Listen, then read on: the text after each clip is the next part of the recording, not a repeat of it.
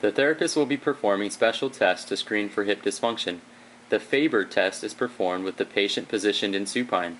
The leg is placed in a figure 4 position, hip flexed and abducted, with the lateral ankle resting on the opposite thigh just above the knee. While stabilizing the opposite side of the pelvis at the anterior superior iliac spine, an external rotation, abduction, and posterior directed force is then slightly applied to the knee until the end range of motion is achieved.